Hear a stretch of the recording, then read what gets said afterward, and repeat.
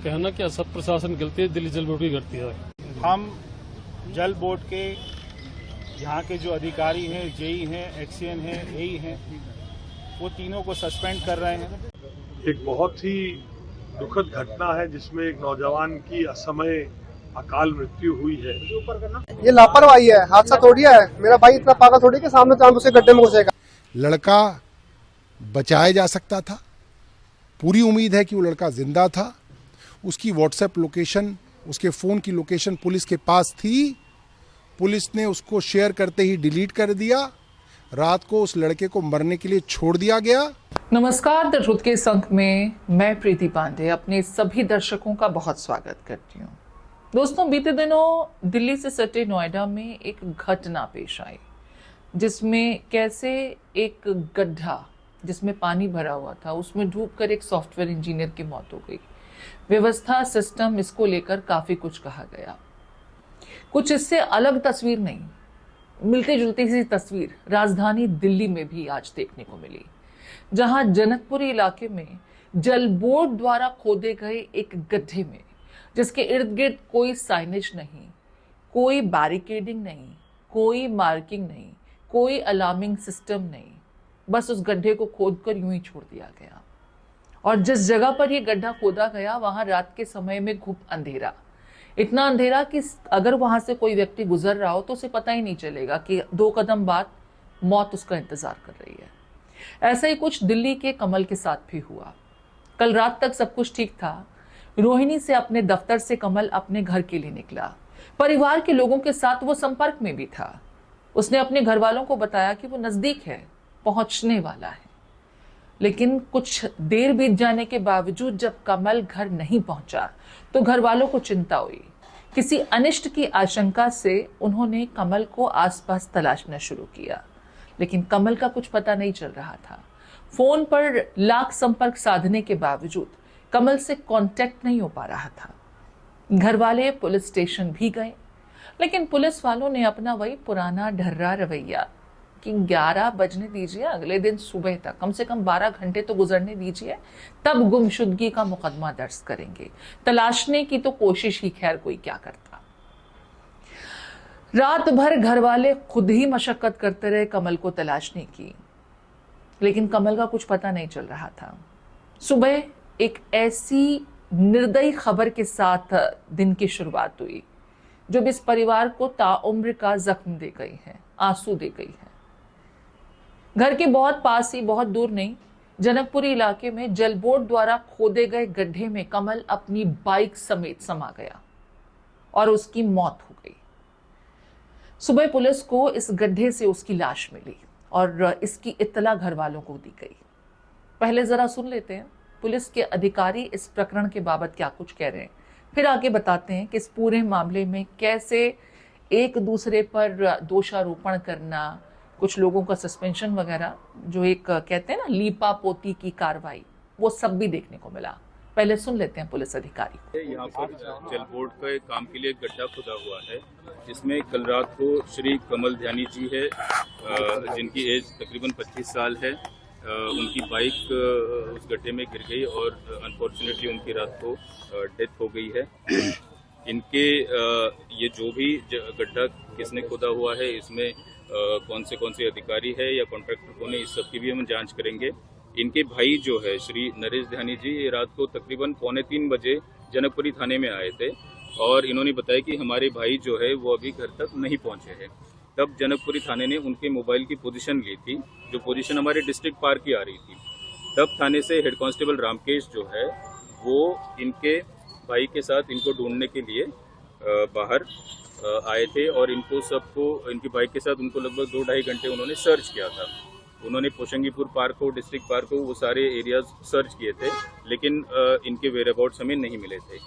तब बाद में सुबह 8 बजे जब एक महिला ने पीसीआर कॉल की थी कि यहाँ पे ऐसे 15 फीट का गड्ढा खुदा हुआ है जिसमें कि एक आदमी गिरे हुए हैं, वो हिल नहीं रहे हैं। फिर पुलिस के संज्ञान में ये सारी चीजें आई। तो पुलिस अधिकारी तो आपने सुन लिया कि वो क्या कुछ इस घटना के संदर्भ में कह रहे हैं। आसपास के लोग, स्थानीय लोगों को जैसे ही इस घटना के बाबत जानकारी मिली, हर किसी ने जल बोर्ड की लापरवाही का जिक्र किया और आक्रोश, गुस्सा, नाराजगी सब कुछ देखने को मिली। दिल्ली में मंत्री प्रवेश साहिब वर्मा उन्हें भी इस बात की जानकारी मिली, उन्होंने आनन फानन में कुछ सस्पेंशंस कर दिए। जल मंत्री आशीष सूद मौके पर पहुंचे, सुन लेते हैं पहले वो क्या कह रहे हैं, फिर बात करते हैं आगे। मुझे सुबह 8:30-9 बजे के करीब इस दुखद हादसे की जानकारी मिली। मैं तभी से इस मौके पे हूँ। एक बहुत ही दुखद घटना है जिसमें एक नौजवान की असमय अकाल मृत्यु हुई है। इसमें अभी तक की जानकारी के मुताबिक जितनी सावधानियां लेनी थी वो सब ली गई हैं, मगर मैंने तुरंत जल बोर्ड का जो ये काम चल रहा है इसकी सभी सावधानियों की जानकारी लेने का और उसकी जांच करने का निर्देश दिया है। अगर किसी की कोई कमी पाई जाएगी तो उसको बख्शा नहीं जाएगा, मगर इससे जो दुखद घटना हुई है उसकी पूर्ति नहीं होगी। तो यहाँ पर आशीष सूद साहब कह रहे हैं कि अगर गलती हुई, कुछ गलतियां पाई गई, त्रुटियां पाई गई तो कार्रवाई जरूर होगी। अगर सर एक युवक अब इस दुनिया में नहीं है, आप ही के महकमे के द्वारा खोदे गए गड्ढे में उसकी मौत हो गई, बाइक समेत वो समा गया। इतना बड़ा गड्ढा कि बाइक भी पूरी की पूरी गड्ढे में चली गई, युवक भी गड्ढे में चला गया और उसकी मौत हो गई। इतना गुप अंधेरा। सबसे हैरानी की बात यह कि कोई बैरिकेडिंग, कोई मार्किंग, कोई साइनेज, कोई वार्निंग साइन, कुछ नहीं, गड्ढा खोदकर छोड़ दिया गया। इसमें अगर मगर का सवाल पैदा होता है क्या? अगर मगर कहकर के खाना पूर्ति मत कीजिए, जिम्मेदारी बनती है आपकी। एक परिवार ने अपना बेटा खो दिया है। पहले परिवार का रिएक्शन भी सुन लेते हैं, फिर आगे आपको बताते हैं कि कैसे राजनीति शुरू हुई। कहना क्या, सब प्रशासन गलती है, दिल्ली जल बोर्ड की गलती है। कल तक परसों वहाँ पे गड्ढा नहीं था, जी वो गड्ढा भी फंसा, उसको पता नहीं था और रात को गड्ढे में क्यों किया। तो आप प्रशासन से क्या उम्मीद लगा रहे हैं? उम्मीद क्या बोलनी है। गुमशुदगी को लेकर तो ऐसा पता चले कि 11:53 में मेरी उससे लास्ट बात हुई थी। उसने कहा था कि 10 मिनट में घर आ जाऊंगा। अच्छा। तो मैंने उसको 12:30 में फोन किया। उसका फोन तो पूरा रिंग हो रहा था, बट कोई रिस्पॉन्स नहीं आ रहा था। तो फिर मेरे को थोड़ा हुआ कि दिक्कत की, मुझे लगा कुछ हो ना गया और रास्ते में, क्योंकि आजकल वैसे दिल्ली में केसेस चल रहे हैं लोगों को गायब होने के। उस केस के चक्कर में फिर मैं बाहर निकला अपने एक दोस्त के साथ। फिर उसके बाद मैं बाहर निकला तो मैंने अपना उसको ढूंढना शुरू किया। फिर मैं थाने गया, सबसे पहले मैं उसके ऑफिस गया रोहिणी में। फिर रोहिणी से मेरे को उनके सर वगैरह का नंबर मिला, मैंने वहाँ से कोऑर्डिनेट शुरू किया कि कैसे कैसे लिंक बनाना। फिर जैसे तैसे मेरे को क्या नाम है, मैं इधर अपने जनकपुरी वाले थाने में आया तो उन्होंने मेरे को उसकी एक लोकेशन निकाल के दी कि इसकी लोकेशन लास्ट यहाँ पे है अवेलेबल। फिर जो अवेलेबल है मैं फिर सामने वाले पार्क में ढूंढते रहा। उन्होंने कहा इस पार्क के अंदर है वो। कितने राउंड में ये लापरवाही है, हादसा थोड़ी है। मेरा भाई इतना पागल थोड़ी कि सामने चांद उसे गड्ढे में घुसेगा। पर्दे अभी लगाए गए हैं क्योंकि पर्दों में धूल नहीं है। पर्दा सुबह लगाया गया, पीछे वाला पहले से लगा हुआ था। उसका नाम था कमल ध्यानी। तो क्या ये रास्ता आपको लगता है यहाँ से खुला हुआ था? हाँ खुला हुआ था बिल्कुल। मैंने रात को खुद 1:30 बजे देख रहे हैं कि ये पूरा जो रोड है यहाँ पे दिल्ली जल बोर्ड का काम चल रहा है। मैंने खुद रात को 1:30 बजे आके गड्ढे में चेक किया था, तब वो नहीं था यहाँ पे। अच्छा। मैं कल पूरी रात से उसको ढूंढ रहा हूँ। कल रात में गड्ढे में नहीं था? गड्ढे में नहीं था, 1:30 बजे के आसपास की बात है, नहीं था। अब जब दिल्ली में इतनी बड़ी घटना हो जाए तो जाहिर है आम आदमी पार्टी तो इस मुद्दे के बाबत बात करेगी। सौरभ भारद्वाज की भी प्रतिक्रिया आई है, केजरीवाल की भी प्रतिक्रिया आई है, साथ ही साथ कानून के जानकार इस पूरे मामले में जो कह रहे हैं वो आपको सुनना चाहिए। देखिए, ये जो पूरा मामला सामने आया है बड़ा दर्दनाक है। और जैसे अभी कुछ दिनों पहले नोएडा में युवराज की प्रशासन की वजह से हत्या हुई, ये भी मामला सीधे सीधे प्रशासन की वजह से हुई हत्या है। लड़का बचाया जा सकता था, पूरी उम्मीद है कि वो लड़का जिंदा था। उसकी व्हाट्सएप लोकेशन, उसके फ़ोन की लोकेशन पुलिस के पास थी। पुलिस ने उसको शेयर करते ही डिलीट कर दिया। रात को उस लड़के को मरने के लिए छोड़ दिया गया। क्या छिपाना चाहती थी पुलिस? अभी तक सीसीटीवी फुटेज क्यों नहीं आई उस इलाके की? सुबह सुबह मंत्री क्यों वहाँ पे लीपापोती करने पहुँचे? कैसे मंत्री ने क्लीन चिट दे दी? जब लोग कह रहे हैं वहाँ पे बैरिकेडिंग नहीं थी, मंत्री ने कैसे कह दिया वहाँ पे बैरिकेडिंग थी? वो लड़का रोहिणी से वहाँ पे आया, बैरिकेडिंग हटाई और उसने बोला नहीं मैं यहाँ कूदूंगा, मैं यहाँ मरूंगा, ताकि भारतीय जनता पार्टी बदनाम हो जाए। बहुत घटिया मानसिकता है। मृतक के मित्र से बात हुई कल रात को 11:15 बजे के करीब में। मृतक ने अपने घर पर बात की थी कि मैं 10 मिनट में घर पहुंच रहा हूं। उसके बाद में वो इस सड़क के ऊपर में, इस लेन के ऊपर में पहुंचे और उस गड्ढे में गिरकर उनके परिवारजनों ने रात को ही पुलिस से संपर्क किया।